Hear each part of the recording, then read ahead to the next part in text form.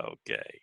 Good evening on the 31st of May. I'm welcoming everyone here to our next installment of Second Samuel, and I'm going to go ahead and do you know the rules. I mute everybody, and then if you have something to say, just unmute yourself. And um, I don't know how that works on a phone. I guess you just unmute your phone there. But anyway, let's go ahead with the blessing this evening. Baruch atah Adonai Eloheinu melech haolam asher kiddushanu b'mitzvotav v'tzivanu la'asok b'divrei Torah. Blessed are you, Lord our God, King of the universe, who sanctifies us with his commandments and commands us to engross ourselves in the words of Torah. And tonight we're going to be looking at chapters 3 and 4 of Second Samuel. And it basically, those two chapters just end up talking about death, death of Abner and the death of Ishbosheth. So this is the chronology of David, and here we are, right about right between the anointing as king of Judah and the anointing as king over all of Israel. So, and notice that it takes about 7 years in there before David is finally anointed as king of all Israel. And here we are in this timeline. We're finishing off with basically up to the point where David then becomes king over a united Israel. And next week, then we'll get into that, and start off with his basically with the good parts of David's reign up to chapter 10, and then after that, let's just say he hits a plateau both morally and physically in his reign. So we're still on the upswing with David then. All right, so let me go ahead, and here we are. This is where we're going to be talking about tonight. The physical areas where we're going to be talking about, and you'll see up here at Mahanaim is where they call him Ishbaal. It's the same name as Ishbosheth. Is just another name for Ishbosheth, Ishbaal. Just that is Saul's son that ascended to the throne because his 3 other sons died on Mount Gilboa. And then here is where David demands that he gets Michal back, his wife, his first wife. And then down here in Hebron is where David reigns from. He is the king of Judah, and this area down here is all Judah, and so he is the king there in Hebron. And so if you ever been down there, it's pretty nice. A lot of forest around there. It's a pretty nice place. Okay, so what do we have in chapter 3? We've got David's strength is increasing. It says, now the war between the house of Saul and the house of David lasted a long time. While David grew stronger, the house of Saul grew steadily weaker. And so we know that from the time that David was crowned king of Judah until he was actually then crowned king of Israel, and therefore all of the nation of Israel from Dan to Beersheba, that was about 7 years or so, 7.5 years. And then chapter 3 gives a list of David's wives and offspring. Kind of a thing is just kind of inserted in there. And then we talk about Abner and Ishbosheth, and we'll get into that. And so Abner then leaves Ishbosheth and just basically goes over to David's side, and David accepts that, and then of course Joab murders Abner. And so let's go ahead and read the first 5 verses. Now the war between the house of Saul and the house of David lasted a long time. While David grew steadily stronger, the house of Saul grew steadily weaker. Sons were born to David in Hebron. His firstborn was Amnon of Ahinoam of Jezreel. The second was Heliab by Abigail, the widow of Nabal the Carmelite. The third one was Absalom, son of Maacah, daughter of King Talmai of Geshur. The fourth was Adonijah, son of Haggith.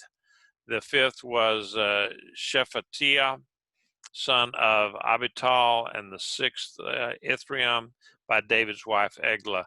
These were born to David in Hebron. So here he had like 6 wives or something like that, and it just seems kind of like an insert into the story.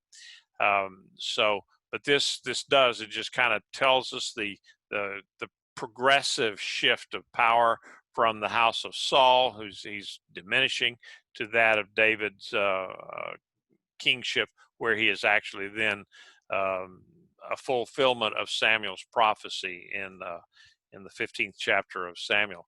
So during this extended example here, I mean, this extended conflict, there were there was not a succession of many battles, but just an atmosphere of constant hostility, kind of like a Cold War, only just it was more like a lukewarm war, not really all out war. And Abner's attention, of course, was directed against the encroaching demands of the Philistines. Remember that he lost most of his soldiers in the battle that resulted in Saul's death, and so he obviously would doubtlessly have been less and less successful against the Philistines. So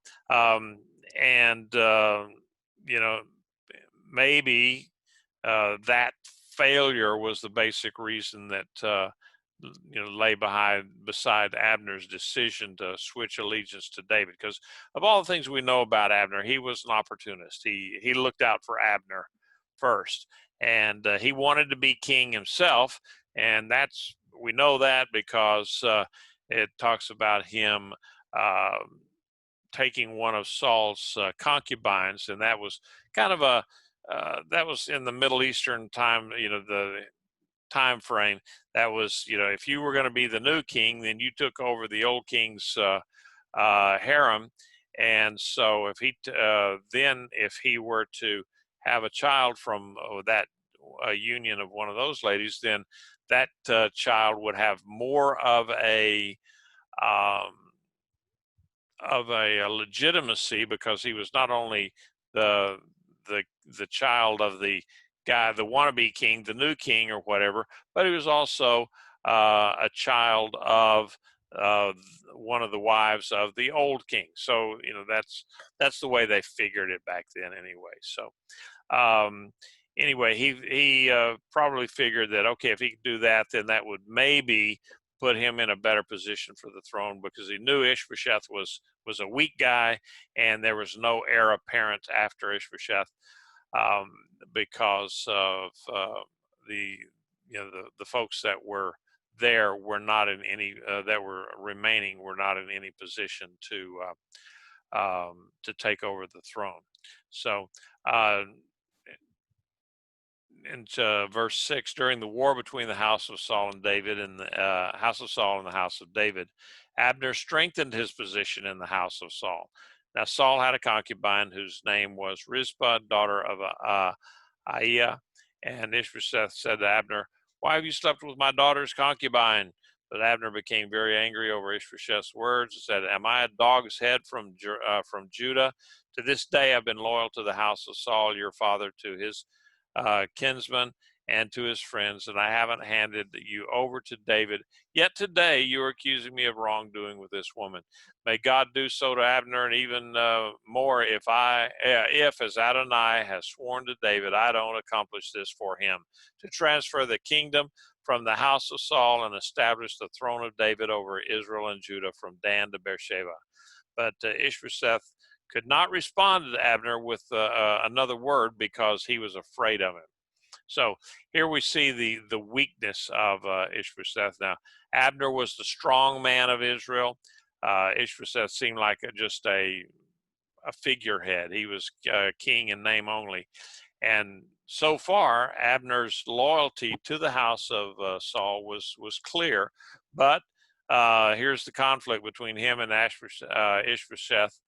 And as I explained before, that the king's concubines, in the Middle East, the king's concubines were his means of raising up heirs if the queen could not bear children, or even if she could.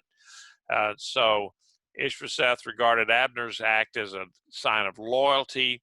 He seemed to be trying to have an heir by a royal concubine who could have, according to custom, become king one day. We don't know whether this was Abner's plan or not. His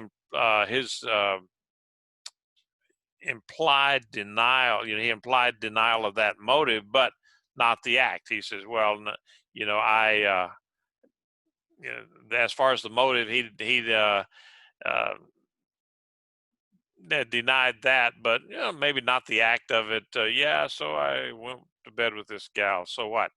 In any case, the incident, it shifted their loyalty, his loyalty, Abner's loyalty, from Ishbosheth then basically over to David. He figured, okay, I cannot win this throne, but I can certainly ingratiate myself to the guy that's going to be the king, and still keep my position secure. So Abner, he acknowledged explicitly in all of this that he knew that it was God's will that David would succeed Saul. And so, basically Abner was kind of setting up Ishbosheth. And so we see that, Abner was a schemer. He was really looking out for himself. Any comments or questions about this guy so far? Now he did there's a good bit in the Hebrew that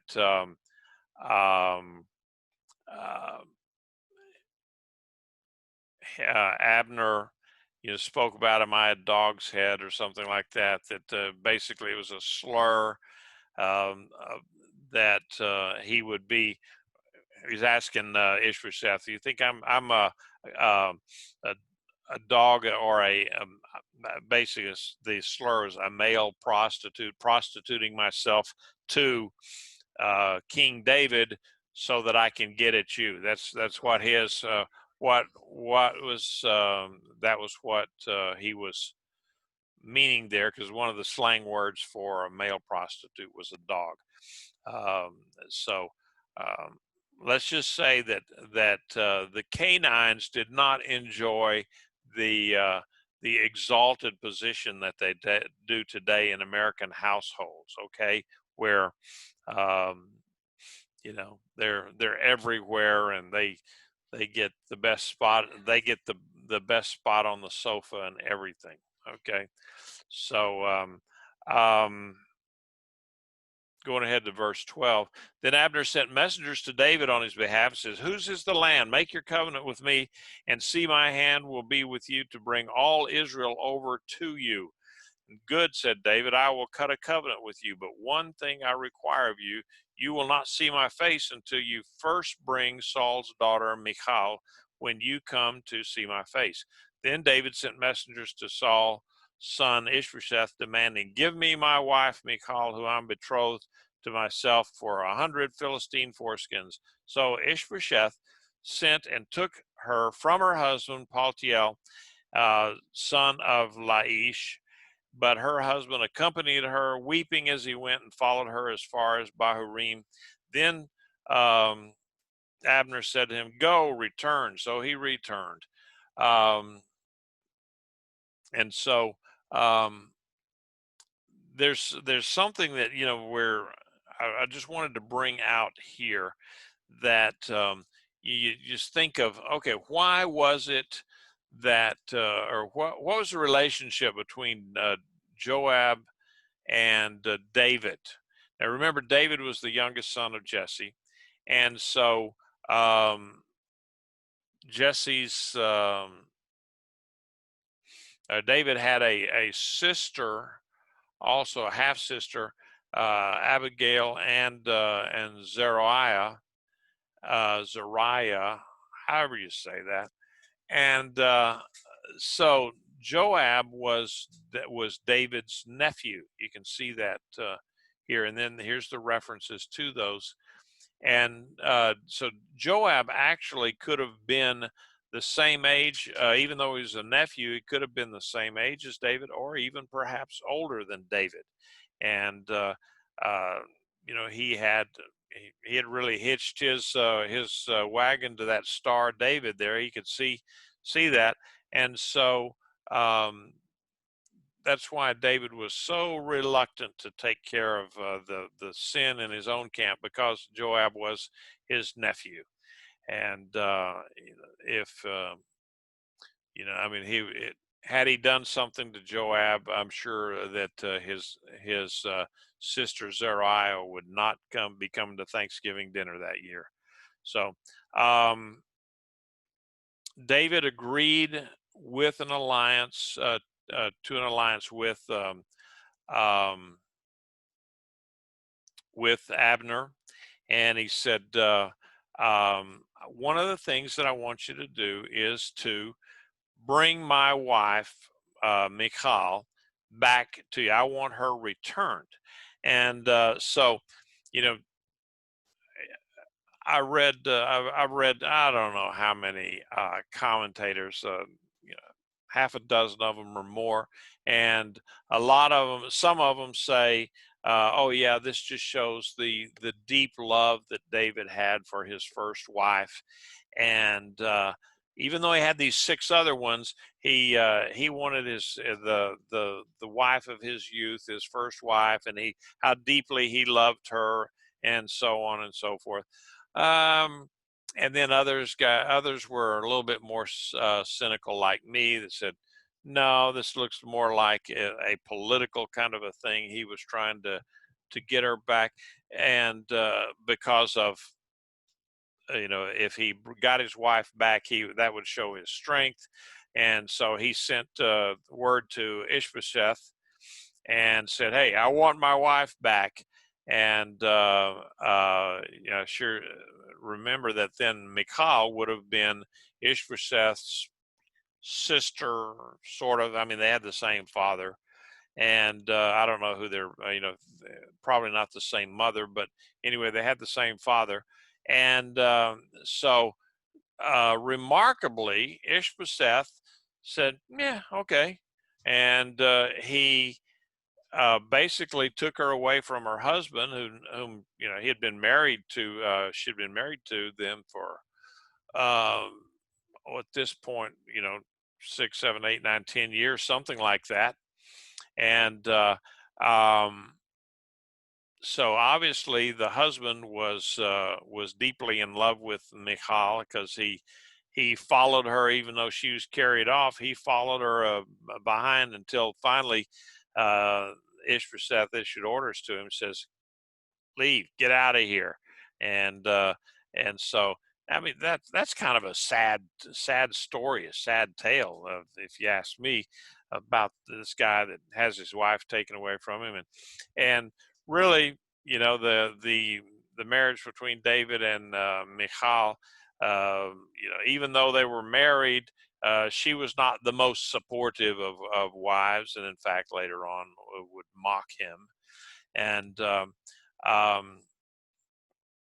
so that's kind of how that went. I just personally think it was probably a political move that would further cement David's claim on the throne of Saul, because he was married. He was the father-in-law of Saul, and so it was a political thing. And who knows? Hey, if I was a little bit more romanticized, I guess I would say that, yeah, he really loved her and he brought her back, and for all of that, and you know, that would have been a great homecoming. Hey, ladies, all you six of my other wives, I want you to meet my first wife, the one that I loved before all of you guys. So, gals.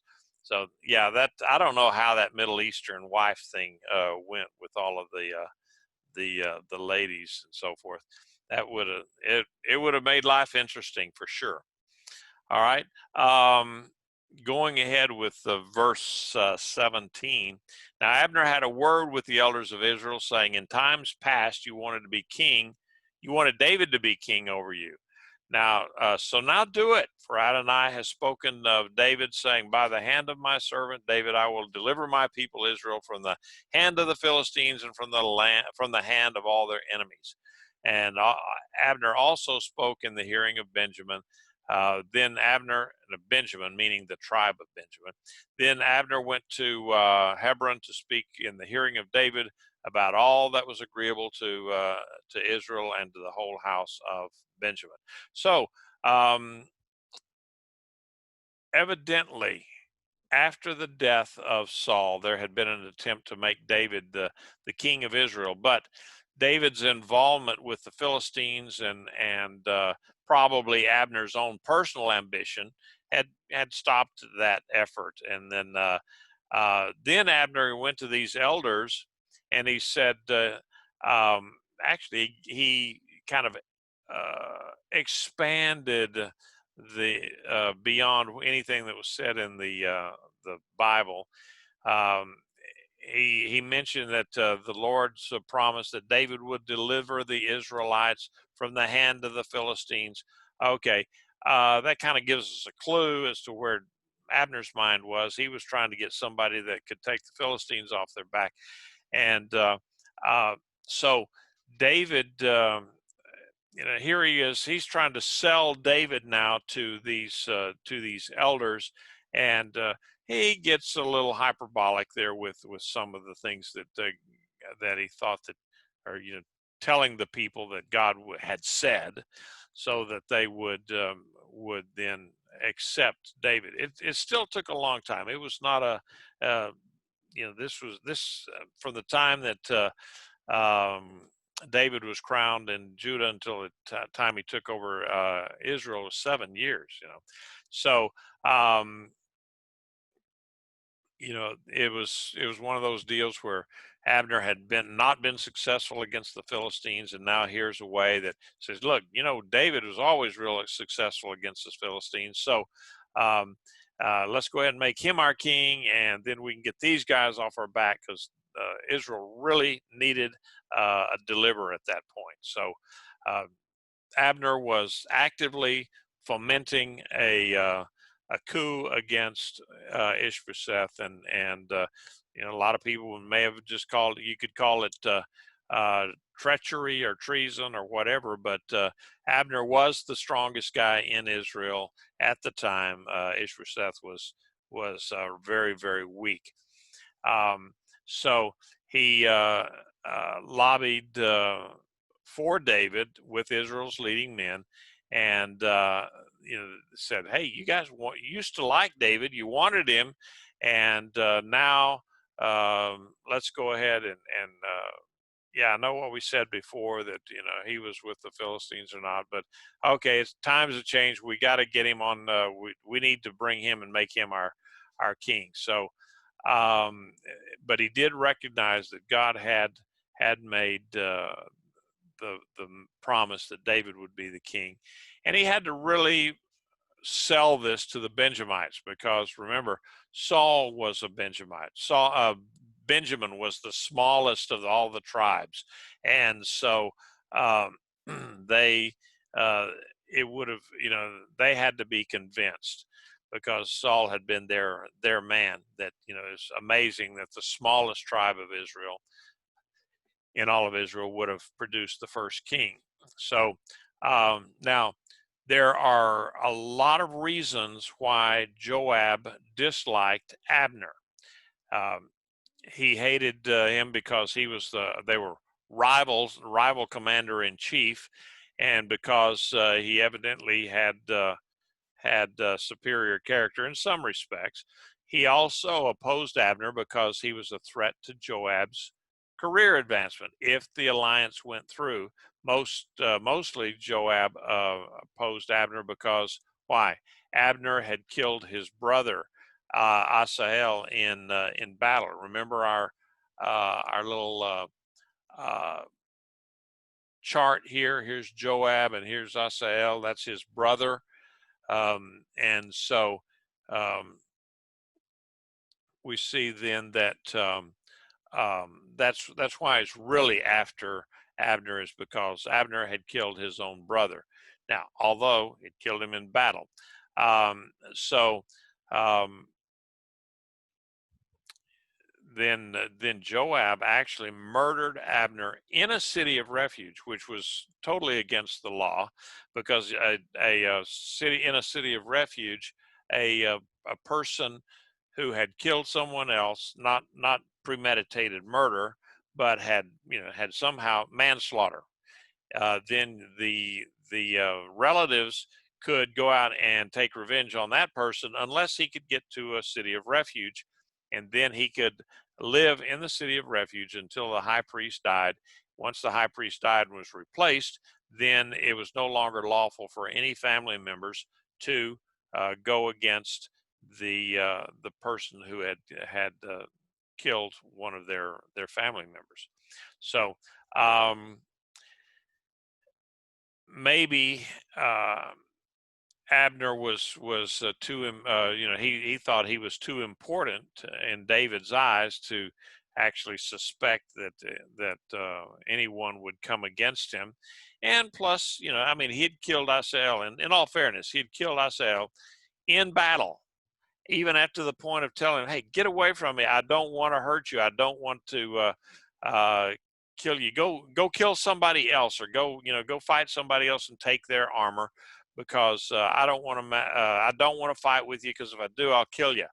And Asahel persisted, and so the outcome of it was that Abner actually did kill Asahel. So then Joab and his brother then swore vengeance against Abner. And so David was very careful not to let everyone know that Abner's murder was Joab's doing and not his. And so if it had been David's doing, then he would have maybe lost the support of the northern tribes. Any comments or questions so far at this point? Okay. Then in verse 20, when Abner came to David in Hebron along with 20 other men, David held a banquet for Abner and the men with him.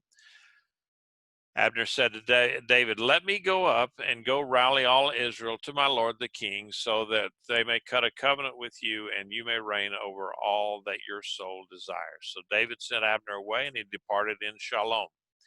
Now, there's one big thing that's wrong with this arrangement, and that was the fact that although David knew of Joab's murderous hatred of Abner, I mean, they were relatives, and Joab was David's main man. He knew that Joab was going to be after Abner because Abner had killed his brother. He did not tell Joab about his dealings with Abner at this point. Maybe because of that hatred, but he didn't tell him. He didn't brief him on what was happening with Abner. And some people say that maybe David actually sent Joab out on these raids against their enemies, the Amalekites, or the whateverites that were out there, um, maybe the Philistines, sent him out on this so that he would have time in Hebron with Abner and could have a visit with Abner. We don't know, but at the same time, I mean, we just do know that Abner came down and they had a meeting with David and said, "Look, let me go on back, and we'll bring the rest of Israel to you and make you the king of all Israel." And David said, "Yeah, let's do it." And he sent him away in in peace. It says in shalom. Then verse 22, then just then David's soldiers and Joab came from a raid, bringing with them much spoil. By then Abner was no longer with David in Hebron, for he had sent him away, and he departed in shalom.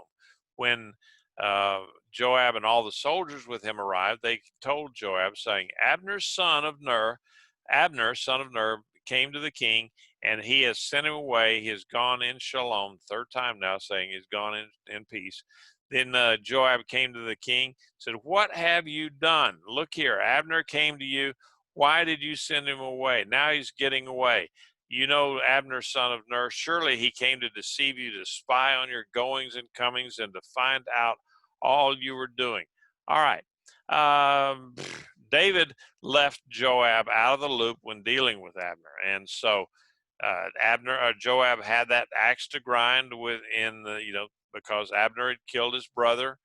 And this type of revenge, remember, was not allowable. And so Joab thought David should not be making a covenant with Abner and should instead have arrested him and executed him. So, so here Joab is making his case for to just break up any kind of an agreement between David and Abner. If you didn't know the family dealings here and the familial relationships between Joab and David, you'd think, how in the world, if David is the king, that his top general, even though he's his top general, can come in there screaming and yelling at the king, tell him, what are you thinking? This is dumb. You just let your enemy get away. He's spying on you, and um, that's a far cry from the days, in some other places, like when Esther was around, several hundred years later, and she couldn't even come to see her husband, the king, unless he sent for her, or if she walked in there. If he didn't extend his scepter to her, then she would be executed.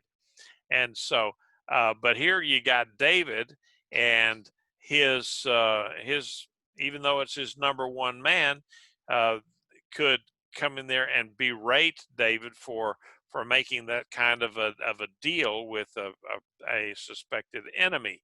And but you just got to go back. It's that the blood is thicker than water.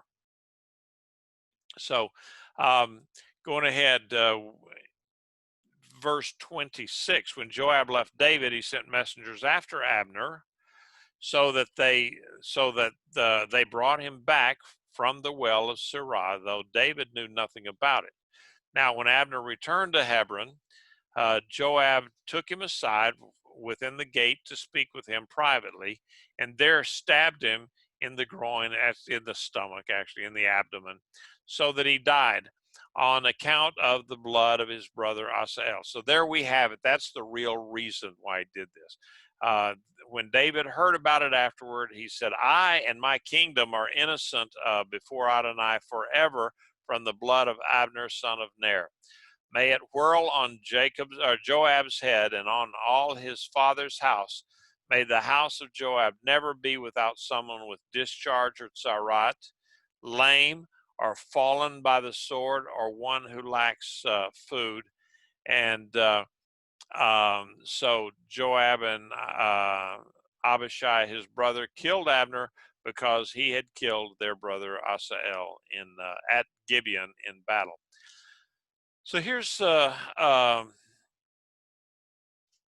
real reason. You can only think David was pretty helpless at this point.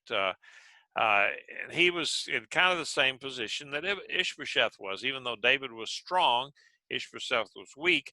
Both of them had generals who were very strong, and without whom their position as king would have been very rocky. David was dependent on Joab because he commanded his army and probably had a loyalty of his own. The only difference is that Joab was to was loyal to what he believed to be the interest of the king, whereas Abner had he had changed his loyalty. He had been loyal to Ishbosheth, or at least or loyal to himself, or whatever, and now he had left Ishbosheth and defected over to David. So there's that idea that we see that Abner was kind of an opportunist. I put Abner and Joab pretty much in the same boat, really. That both of them looked out for themselves, but there again, that's not the opinion of many of the commentators, who they would lift Joab up a little bit higher than Abner, because they thought Abner was a lout. And so the curse that David invoked on the house of Joab, he couldn't really kill him or punish him or anything, but he could just pronounce a curse on him. And it basically it culminated with the Solomon's slaughter of Joab between the horns of the altar. Remember, we'll get onto that later on in the book of 2 Samuel, because Joab backed Adoniah to be the successor of David rather than Solomon. And among David's last words, in fact, were that he admonished Solomon not to allow the gray hairs of Joab to go down to the grave in peace. The incredible damage to the entire history of Israel, which resulted from the assassination of Abner, it just can't be overestimated. The eventual division of the kingdom in the reign of Rehoboam was due in part to the mistrust and the hatred that followed this action between the action of Joab and Abishai. So anytime that you deal treacherously with people, it does come back. It comes back on you. So any comments or questions?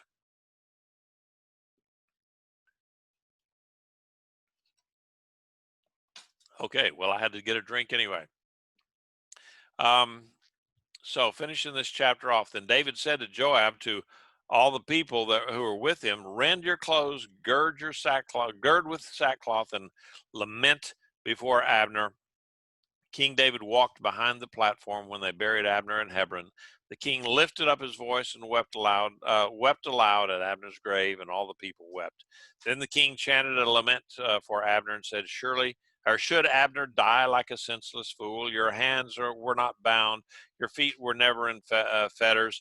As one falls before the children of iniquity, so did you fall. Then all the people wept again after him. Then all the people came to urge David to eat some food while it was still day. But David vowed, saying, may God do so to me and even more if I taste food or anything else before the sun sets. All the people took note of it and pleased him, just as everything the king did pleased all the people. So all the people and all Israel understood that day that it was not the king's will to kill Abner, son of Ner.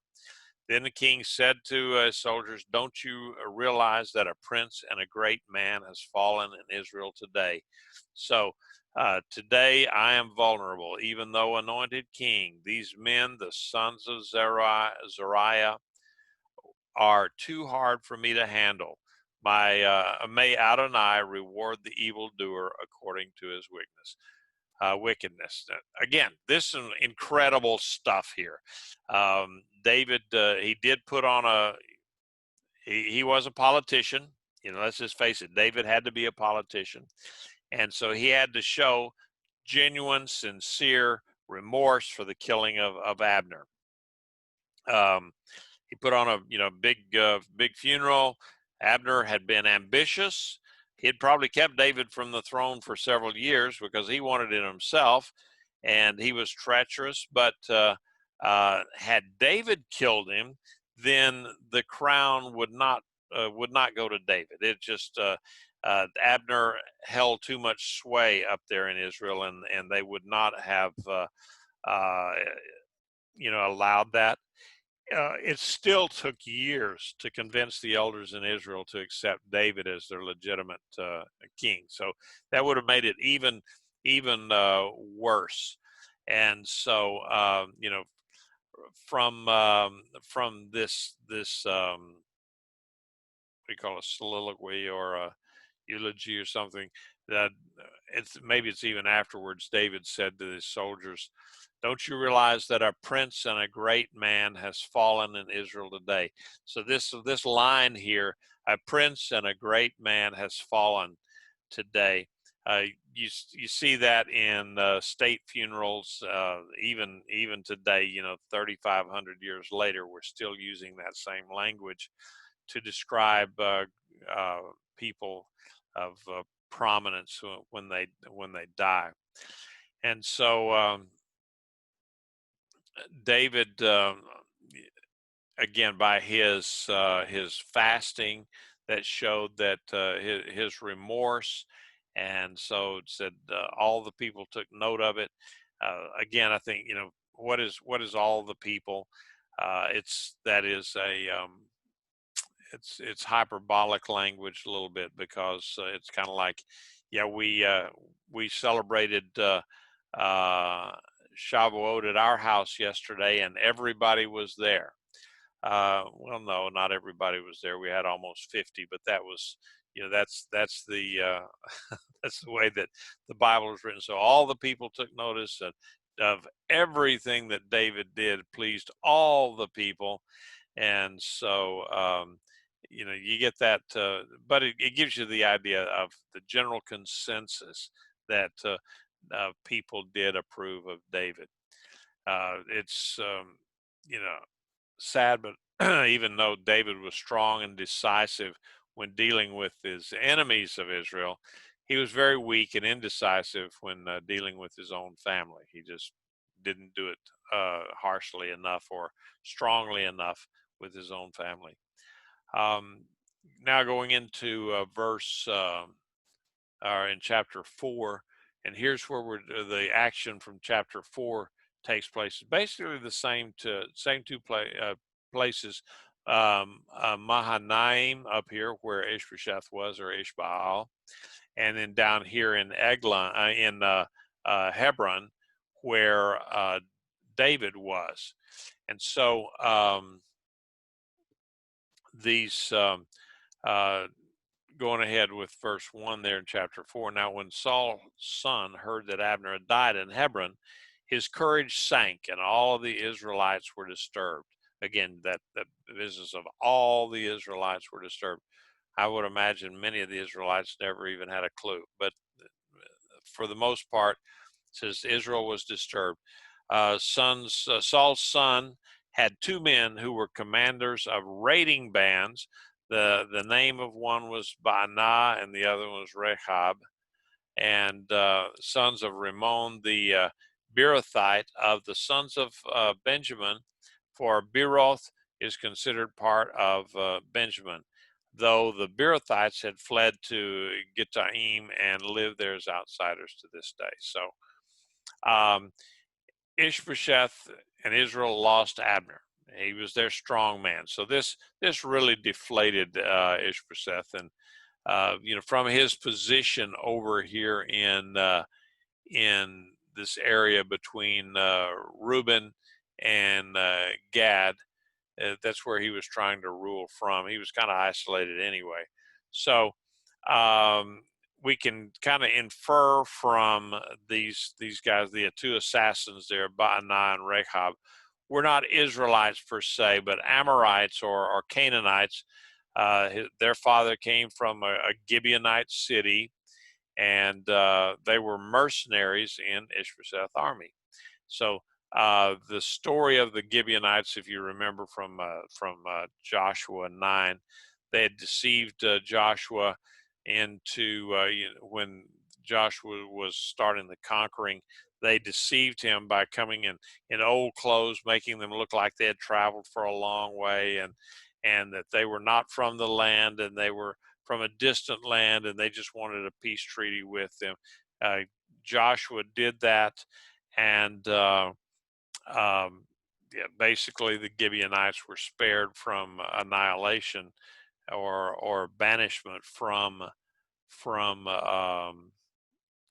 when the Israelites came into Canaan. So the Gibeonites were they were savagely persecuted by Saul, and he put many of them to death. And so that could account for the basic hatred of Saul's house that would have motivated these two brothers to murder Ishbosheth. And as a result of that persecution, the Gibeonites had fled to Gittaim, the town of the Beeroth. That was you see Beeroth here and Gittaim there. We really don't know the actual location of those, but the town of Beeroth was in the tribe of Benjamin. So now we have a parenthetical verse here, verse 4. Saul's son Jonathan had a son whose legs were crippled. He was 5 years old when the news about Saul and Jonathan came from Jezreel. His nurse picked him up and fled, and it came about as she was hurrying to flee that he fell and was crippled. His name was Mephibosheth. Now this is like I said, a parenthetical, and it introduces Mephibosheth, and he tells you that he had a disability. In other words, he was crippled. He could not have sensibly been a successor to the throne, and because he couldn't lead people in battle and so forth. This was, remember, the old days when you expected the king to be out there in the front of the troops in the battle, and not like a lot of modern battles where the actual president or generals or whatever can be hundreds or thousands of miles away from the battlefront. So now that going on then with verse 5, now the sons of Rimmon, the Beerothite, Rechab and Baanah set out and came to the house of Ishbosheth at the heat of the day, as he was taking a midday nap. When he came within the house as though to get wheat, they stabbed him in the stomach. Then Rechab and his brother Baanah escaped. All right, these mercenaries, they were mercenary raiders. They were employees of Ishbosheth, and so he had probably paid them to go raid the Philistines, and so they had sworn their allegiance to him, even though it was basically an allegiance bound in money, maybe. But their action to kill the king there, Ishbosheth, was very, very criminal, and so their motivation could very well have been, as before, why with Saul's persecution of the Gibeonites, but their intention also, you can see from their actions afterwards, was very self-seeking, like the Amalekite that had taken the head of Saul down to David, or the crown and the armlet, yeah, and the head. Um, they they suppose that with such a deed they could, they would be in a place where they were ingratiating themselves with David, then that they would be richly rewarded for that. But we know how David was. Uh, when they had gotten within the house, he was lying on his bed in his bedroom. They stabbed him, killed him, then beheaded him, took his head, traveled by the way of the Arabah all night. Then they brought the head of Ishbosheth to David in Hebron and said to the king, "Here is the head of Saul's son Ishbosheth, your enemy, who sought your life. Today Adonai has avenged my lord, the king of Saul, and his offspring." Um, so these guys, again, they were mercenaries. They would sell out their own mothers for the right price. They were not loyal to David.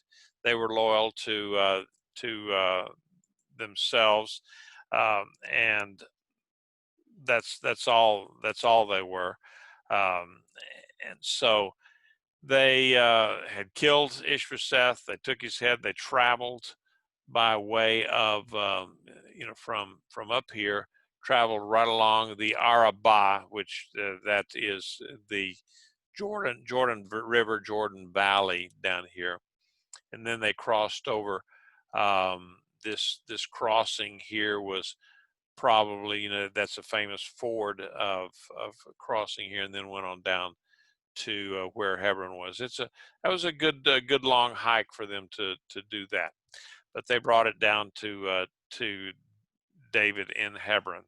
Then David answered Rechab and his brother Baanah, sons of Rimmon the Beerothite, saying, "As Adonai lives, who redeemed my soul out of all distress, when someone informed me, 'Look, Saul is dead,' thinking he was a bearer of good news, I seized him and killed him in Ziklag, instead of rewarding him for his news. How much more then? How much more when wicked men have killed a righteous person in his own house on his bed? Should I now require his blood from your hands and rid the earth of you?" Then David commanded the young men, and they slew them, cut off their hands and their legs, hung them up beside the pool in Hebron. But they took the head of Ishbosheth and buried it in the grave of Abner in Hebron. So um, when David uh, when he designated Ishbosheth not as the king of Israel, but as a righteous man, there's a little dig there in a way, because he was implicitly just calling him a righteous man rather than the king of Israel. So even though as the son of Saul, he had a claim to the throne, he had not been anointed as David had been. And so David's treatment of the two corpses of the two murderers and that of Ishbosheth showed the people that Ishbosheth's murder was not an act that he had ordered or approved of, because he took these guys and then had their bodies mutilated and hung up on a wall, and or hung up by a pool or something, and somehow they were hung up for people to see. But with Ishbosheth, they went and took his head, which is all they had, and they buried it along with Abner in the same tomb as with Abner. So David, he had every right to be outraged, actually, and disgusted with these two treacherous guys, and because they were supposed to be protecting uh, Ishbosheth, and but he made 3 points in his response. First, he referred to his own experience of the ways of the Lord giving the lie to their claim of having been the Lord's tools in this brutal murder. Remember, they said that we have avenged, the Lord. Uh, how did they say that? Um, Look, as well, I've already lost it. Here's the head of Saul's son Ishbosheth, your enemy who sought your life. Today, Adonai, invoking the name of Adonai, has avenged my lord, the king of Saul and his offspring. So first, David said, "Okay, no, I'm the one that acts in the name of Adonai." And then his point number two, he told him about how that when the Amalekite had come back with Saul's head and saying that, yes, I killed him, then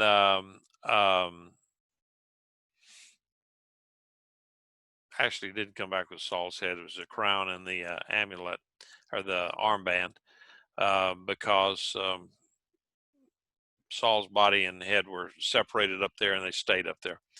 But his third point was that Ishbosheth was a righteous man, contrasting actually that with Saul, who was a wicked guy, and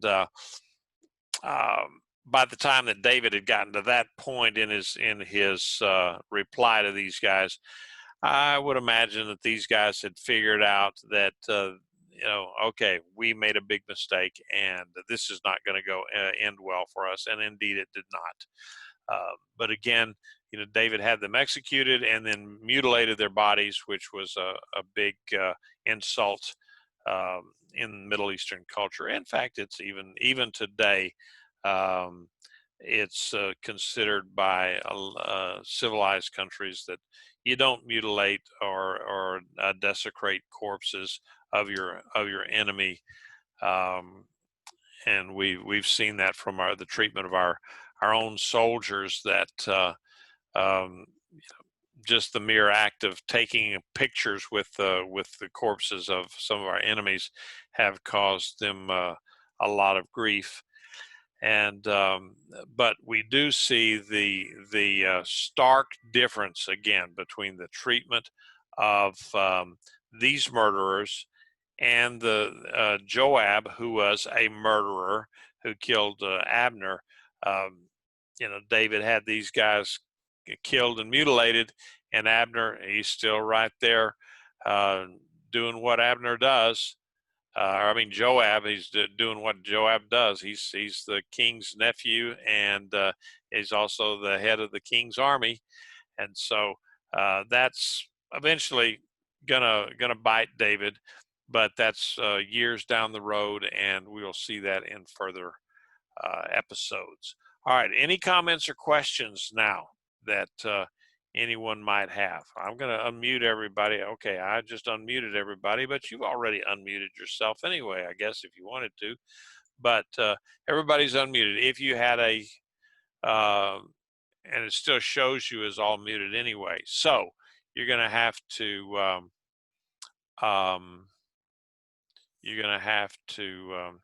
unmute yourself if you have a comment. Anybody got a comment, question? Okay, got a couple of them. Whoever iPad 2 is. I don't really have a question. Oh, okay. I just unmuted myself. Thank you. All right, and then Fortune 2. Whoever's Fortune 2. F2. All right, I don't know who that is, but because you got your microphone unmuted. All right, any other comments or questions tonight before we close it out? All right then. Next week we'll actually get to the point where David is crowned king. Now, Mickey, you got a comment? No, just thank you. Oh well, it was my pleasure. We missed you yesterday, Mickey. I wish you could have been there, but I wish you could have. But I wasn't there. Yeah, it was a good time, and the food was great. There was plenty of cheesecake and the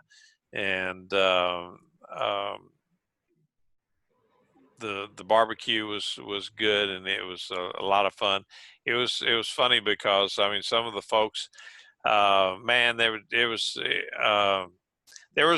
just say there was a lot of hugging going on, and somebody made the comment, here's a group of people that were just hungry for some human interaction.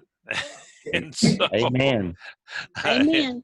that is just what people wanted. They wanted to be around other folks, and at the end of the day, as tired as we were, from preparing for it and everything, we just sat there, Pat, and I said, "Man, what a great day it was. We just had Yeah. a really good time." And and then this morning she says, "We need to do this again." I said, "Well, what about 4th of July?" And she said, "Works for me." So that's why we say the 5th of July, that's a Sunday. We're gonna invite everyone back out to the house and for the long trek.